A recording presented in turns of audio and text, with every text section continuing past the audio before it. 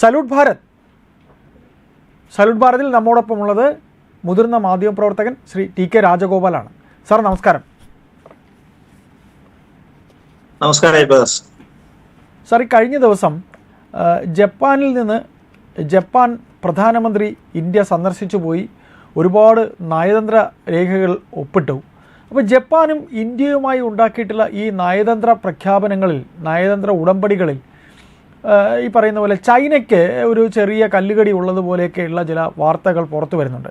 Sir, എന്തിന് China ഇങ്ങനെ അസ്വസ്ഥരാകണം? ചൈനയ്ക്ക് എന്താ ഇത്ര അസ്വസ്ഥത ഇന്ത്യ ജപ്പാനുമായി കരാറിൽ ഏർപ്പെട്ടാൽ? ഒന്ന് പറയാമോ സാർ? അതാണ് ഇബ്രാസ് ഇന്ന് ഇന്ത്യക്കാരും മറ്റേ ലോകരാജ്യങ്ങളും ഒക്കെ ചോദിക്കുന്ന ഒരു കാര്യം അതാണ്.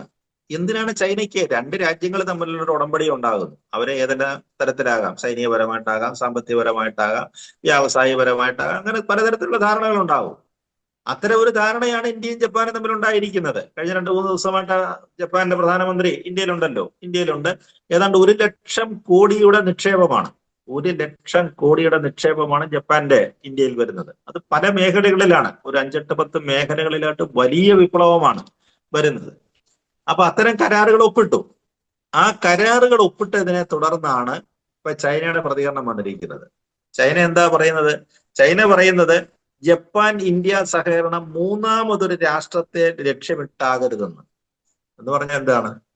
ഇന്ത്യയും ജപ്പാനും തമ്മിൽ കരാർ, 1,00,000 കോടിയുടെ കരാർ ഒപ്പിടുന്നത് ചൈനയ്ക്ക് എന്തെങ്കിലും ദോഷകരമാക്കാനാണോ? അല്ലല്ലോ. ഈ കരാർ എന്ന് പറഞ്ഞാൽ ഇന്ത്യക്ക് ഗുണകരമാകണം, അതേപോലെ തന്നെ ജപ്പാന് ഗുണകരമാകണം. അതിനകത്ത് ചൈനയുടെ റോൾ എന്താണെന്നുള്ളതാണ് മനസ്സിലാകാത്തത്. ചൈനയുടേതായ നയങ്ങളും കാര്യങ്ങളും കൊണ്ടല്ലേ ചെയ്യുന്നത്. ഇപ്പൊ ചൈനയും അല്ലെങ്കിൽ അമേരിക്കയുമായിട്ടോ മറ്റേതെങ്കിലും ലോകരാജ്യങ്ങളുമായിട്ടോ കരാർ ഉണ്ടാക്കി കഴിഞ്ഞാൽ നമ്മൾ അതിനകത്ത് നമുക്ക് കാര്യമൊന്നുമില്ല. രണ്ട് രാജ്യങ്ങൾ അവരുടെ കരാറുകളെ സംബന്ധിച്ചിടത്തോളം നല്ലതും ചീത്ത അവരെ അനുഭവിക്കുന്നത്. അവിടെയാണ് ചൈനയുടെ മൂന്നാം കണ്ണെന്നൊക്കെ നമ്മൾ പറയാവുന്ന, അല്ലേ? അവരൊരു മൂന്നാം കണ്ണും കൊണ്ടാണ് ഇതിനെ ഇത്തരം കരാറുകളെ നോക്കി എന്നാണ് മനസ്സിലാക്കേണ്ടത്. ഈ 1,00,000 രൂപയുടെ കരാറിന്, പ്രത്യേകിച്ച് ജപ്പാനുമായിട്ടാണ് ഈ കരാർ ഉണ്ടാക്കിയിരിക്കുന്നത്. അതാണ് അവരെ ഇപ്പൊ പൊള്ളിക്കുന്നത്. ഏത് മേഖലകളിലാണെങ്കിലും ഒരു പക്ഷേ ചൈന മിണ്ടത്തില്ലായിരുന്നു. ജപ്പാനെ പോലുള്ള കുഞ്ഞനാണല്ലോ അവന് ടെക്നോളജിയുടെ കാര്യത്തിൽ, അല്ലെ, സാങ്കേതിക വിദ്യകളുടെ കാര്യത്തില് ലോകത്തിലെ നമ്പർ 1 ആയിട്ട് ഉദിച്ചുയർന്നു വന്നിരിക്കുന്നത് ഫീനിക്സ് പക്ഷിയെ പോലെ, അല്ലെ? 2ാം ലോക മഹായുദ്ധ സമയത്ത് അമേരിക്ക തവിടുപൊടിയാക്കി കളഞ്ഞതാണ്. തവിടുപൊടിയാക്കി സർവനാശം വരുത്തിയ രാജ്യമാണ്. അതിൽ നിന്ന് എത്രയോ, അല്ലെ, മിനിമം വർഷം കൊണ്ട് ആ രാജ്യം ഉയർത്തെഴുന്നതാണ്. ഫീനിക്സ് പക്ഷിയെ പോലെ ഉയർത്തെഴുന്നേറ്റ് വന്ന രാജ്യമാണ്.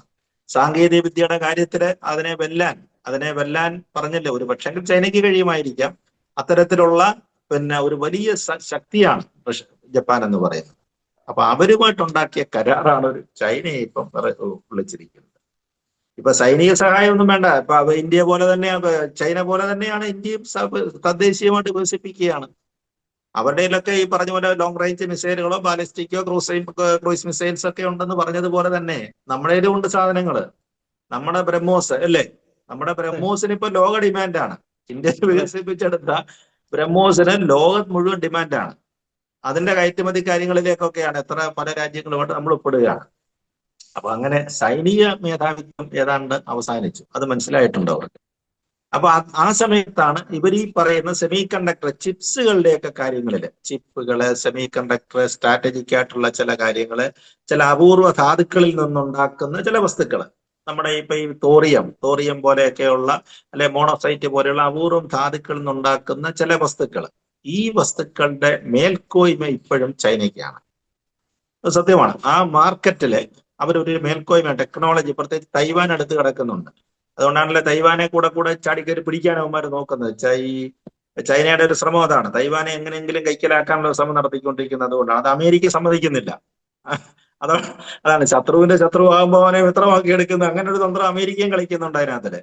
ചൈന ഏതെങ്കിലും സമയത്ത് തൈവാനിലേക്ക് കയറാൻ നോക്കിക്കഴിഞ്ഞാൽ ഉടൻ തന്നെ അമേരിക്കൻ പ്രസിഡന്റ് ചാടി ഇറങ്ങിയിട്ട് ആയുധവും അർത്ഥവും എന്ത് വേണേ തന്നുകളെയും. തൈവാനെ തൊട്ട് കളിച്ചാൽ, പണ്ട് പോളണ്ടിനെ തൊട്ട് സംസാരിക്കരുതെന്ന് പറയുന്ന പോലൊരു അവസ്ഥയിലേക്ക് വരും. അപ്പൊ ഇതാണ് ഇപ്പൊ ഇവിടുത്തെ മത്സരം. ഈ പറയുന്ന ടെക്നോളജി രംഗത്തെ മത്സരമാണ് ഇപ്പൊ ഉണ്ടായിരിക്കുന്നത്. അപ്പൊ ഇന്ത്യയുമായിട്ട് അങ്ങനെ ഒരു കരാർ ഉണ്ടായി കഴിഞ്ഞാൽ, ഇന്ത്യയും ജപ്പാനും തമ്മിൽ ഇത്തരം മേഖലകളിൽ കരാറുണ്ടാക്കി കഴിഞ്ഞാൽ അത് വലിയ ദോഷകരമായിട്ട് വരാൻ പോകുന്നത് ഇവർ ചൈനയ്ക്കാണെന്നത് ചൈനയ്ക്ക് നല്ല ബോധ്യമുണ്ട് അത്തരം കാര്യം. എന്തായാലും സൈനികം കഴിഞ്ഞു, സാങ്കേതികത്വത്തിൽ കൂടി ഇന്ത്യ വളർന്നു കഴിഞ്ഞാൽ മെയ്ഡ് ഇൻ ഇന്ത്യ എന്ന് പറയുന്ന സാധനങ്ങൾ എന്നുള്ള സാധനങ്ങളുടെ മാർക്കറ്റിൽ ഇറങ്ങിക്കഴിഞ്ഞാൽ ആ സർവാധിപത്യവും തീരുമെന്ന് ചൈനയ്ക്ക് അറിയാം.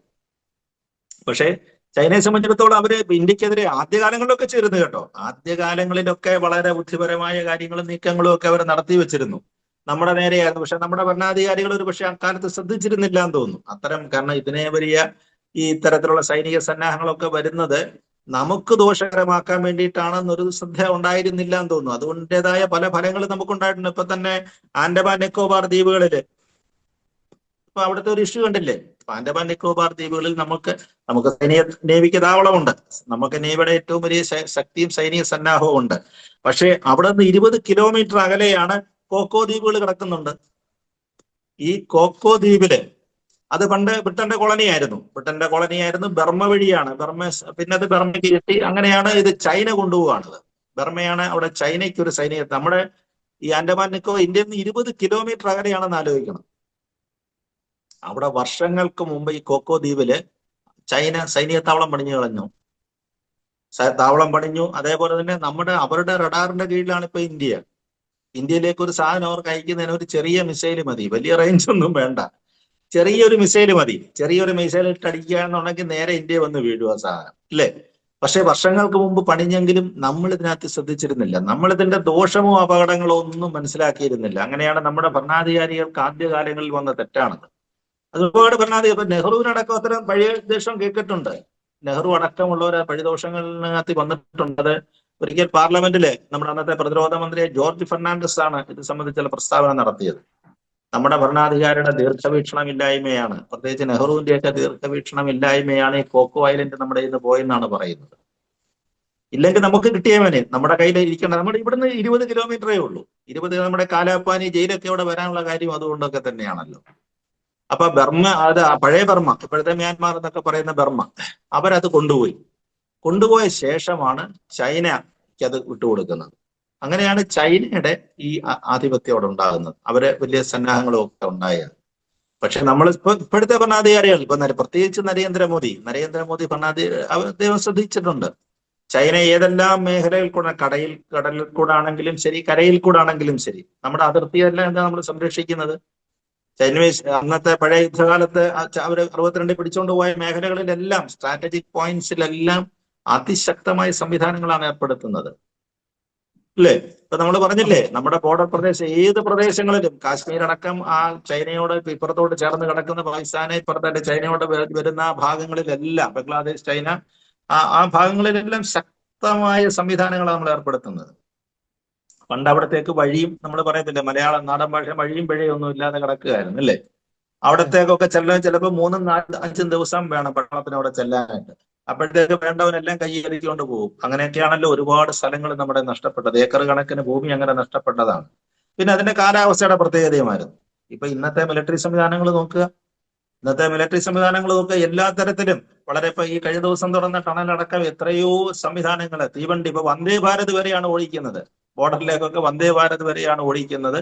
നമ്മുടെ സൈന്യത്തിന് മണിക്കൂറുകൾക്കകം അവിടെ കരയിലൊക്കെ എത്തിപ്പെടാനുള്ള സംവിധാനങ്ങളൊക്കെ നമ്മൾ ആക്കി കഴിഞ്ഞു. അതേപോലെ തന്നെയാണ് കടലിലും അതുപോലെ തന്നെ ചൈനയുടെ സർവാധിപത്യം നമ്മുടെ നേരെ തുറച്ചു നോക്കിയിരിക്കുകയാണ് അയ്യപ്പദാസ്. ഇന്നിപ്പോ വേണമെന്നുണ്ടെങ്കിൽ 2 മിനിറ്റ് കൊണ്ട് ഇന്ത്യൻ ഭൂഖണ്ഡത്തിലേക്ക് ഒരു മിസൈൽ അയക്കുന്ന അവർക്ക് ബുദ്ധിമുട്ടില്ല.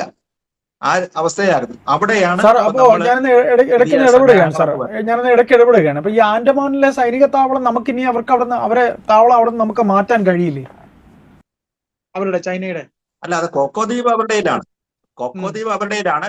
നമ്മളിവിടെ ബദൽ സംവിധാനം വരികയാണ്. പക്ഷെ അതിനെയാണല്ലോ ഇപ്പൊ എതിർക്കുന്നത്. ഇപ്പൊ നമ്മുടെ പറഞ്ഞ പ്രതിപക്ഷ കക്ഷികളൊക്കെ കയറി എതിർക്കുന്ന അവിടുത്തെ എന്തോ പ്രകൃതി വനങ്ങൾ പോകുന്നു, സ്വാഭാവിക ജൈവസമ്പത്ത് പോകുന്നു, അവിടെ വെട്ടിവെളുപ്പിക്കാൻ പോകുന്നു എന്നൊക്കെ പറഞ്ഞ് വലിയ പ്രചരണങ്ങളൊക്കെ എതിർ പാർട്ടികൾ നടത്തുന്നതിന്റെ കാര്യം ഇതുകൊണ്ടൊക്കെ തന്നെയാണ്. അതവരൊക്കെ ഒരു പക്ഷെങ്കിലും ഫണ്ട് മേടിക്കുന്നുണ്ടാകും. അവരൊക്കെ ഫണ്ട്, ഇപ്പൊ നമ്മളൊക്കെ അറിയാമല്ലോ, എല്ലാ വർഷവും കമ്മ്യൂണിസ്റ്റ് രാജ്യങ്ങളിൽ നിന്നുള്ള ഫണ്ട് നമ്മുടെ ഡൽഹിയിലെ ചില പാർട്ടി ഓഫീസുകളിൽ കൊണ്ട് കൊടുക്കുന്നില്ലേ? കണ്ടിട്ടില്ല? ഐപാസ് കണ്ടിട്ടില്ല? അവിടുത്തെ പ്രതിനിധികൾ വരും, വലിയ ബാഗും കേസും, അല്ലേ? നമ്മുടെ വിശേഷ ദിവസങ്ങളില് അരമനകളിലൊക്കെ കേക്കും ഇതുമൊക്കെ ആയിട്ട് പോകുന്നെന്ന് പറഞ്ഞതുപോലെ സാർ, വിദേശ അപ്പോൾ കമ്മ്യൂണിസ്റ്റ് നമ്മൾ രാജ്യങ്ങളുടെ പ്രതിനിധികൾ വരുന്നുണ്ട് ഇവിടെ. അപ്പോൾ സാർ, നമ്മുടെ ഈ ഒരു സംശയം എന്ന് പറയുന്നത്, ഈ ജപ്പാനുമായി ഇന്ത്യ ഇങ്ങനെ ഉടമ്പടിയിൽ ഏർപ്പെടുമ്പോൾ ചൈനയ്ക്ക് ഏറ്റവും കൂടുതൽ ഒരു ഭീഷണിയായി തോന്നുന്നത് ടെക്നോളജി രംഗത്ത് ഇന്ത്യ വളർന്നേക്കും എന്നുള്ളത് തന്നെയാണോ? തീർച്ചയായിട്ടും അത് തന്നെയാണ്. അവർക്കറിയാം. കാരണം ഈ കുഞ്ഞൻ വിദ്യകള്, ഈ കുഞ്ഞൻ രാജ്യം സാങ്കേതിക രംഗത്തിന് അതിവിദഗ്ധന്മാരാണ് അവര്. ഒരുപക്ഷെ ചൈനീസ് ടെക്നോളജിയെക്കാട്ടിൽ വിദഗ്ധമായ ടെക്നോളജി പഴയ ജാപ്പനീസ് ടെക്നോളജിയാണ്. നമ്മുടെ മാരുതി കാറൊക്കെ ഏറ്റവും പോപ്പുലർ ആയിട്ടുള്ള ഒരുപാട് സംവിധാനം. അതേപോലെ തന്നെ മറ്റ് IT രംഗത്താണെങ്കിലും ഈ സെമി കണ്ടക്ടർ ചിപ്സുകളുടെ ഇതൊക്കെ രംഗത്ത് ഇനിയിപ്പോ അതിന്റെ ഒരു കാലഘട്ടമാണ്. AI ഒക്കെ ഒരു കാലഘട്ടമാണ് വരുന്നത്. അപ്പൊ സാങ്കേതിക രംഗത്തിലുള്ള മികവ് തന്നെയാണ് ഒരു രാജ്യത്തിന്റെ ഭാവി നിശ്ചയിക്കാൻ പോകുന്നത്. ഇത്തരത്തിൽ ഒരു രണ്ട് രാജ്യങ്ങൾ തമ്മിൽ ഇങ്ങനെ ഉടമ്പടിയിൽ ഏർപ്പെട്ടു. ഇപ്പം ഇന്ത്യ തന്നെ പല രാജ്യങ്ങളുമായി ഇത്തരത്തിൽ ഉടമ്പടികളിലൊക്കെ നയതന്ത്ര ബന്ധങ്ങളിൽ ഏർപ്പെട്ടിട്ടുണ്ട്. അപ്പോൾ ചൈന ഇതിനെ ഒരു ദുഷ്ടലാക്കോടെ നോക്കി കാണുന്നത് തന്നെയാണ് എന്ന് തന്നെ നമുക്ക് പറയാമല്ലേ? ഒരുതരം അസൂയ, കടുത്ത അസൂയ. സാർ, ഇതൊന്ന് പറഞ്ഞ് എൻ്റെ സംഗ്രഹത്തിലേക്കൊന്ന് എത്താമോ ഈ വിഷയം? അതാണ് അയ്യപ്പദാസേ, ഇപ്പൊ ഇന്ത്യ അമേരിക്കയുമായിട്ടാണ് ഒരു കരാർ ഉണ്ടാക്കിയിരുന്നെങ്കിൽ ചൈനയ്ക്ക് പ്രശ്നം ഉണ്ടാകത്തില്ല. കാരണം അവിടുന്ന് മേടിക്കാൻ പറ്റുന്ന ഇന്ന സാധനങ്ങളെ ഉള്ളെന്ന് അവർക്കറിയാം. വസ്തുക്കളോ മറ്റു ചില സാധനങ്ങളോ ഒക്കെ അല്ലെങ്കിൽ കയറ്റുമതി ഇറക്കുമതിയുള്ളൂ. റഷ്യയുമായിട്ടാണെങ്കിലും അത്തരത്തിലുള്ളതേ ഉള്ളൂ. പക്ഷെ ജപ്പാനുമായിട്ട് തൊട്ടതിലാണ് അവർക്ക് പ്രശ്നം. അവർക്ക് ജപ്പാനെ തൊട്ടതിലാണ് പ്രശ്നം. ഈ ലോകത്ത് ഇത്രയും 140 കോടി ജനസംഖ്യയുള്ള ഒരു രാജ്യം സാങ്കേതിക രംഗത്ത് വളർന്നു കഴിഞ്ഞാൽ എന്ത് ചെയ്യും? കാരണം ചൈനയ്ക്കറിയാം, ചൈനയെക്കാട്ടിൽ പല സാങ്കേതിക മേഖലകളിലും ഒന്നാം സ്ഥാനം നിൽക്കുന്ന രാജ്യം ജപ്പാനാണ്.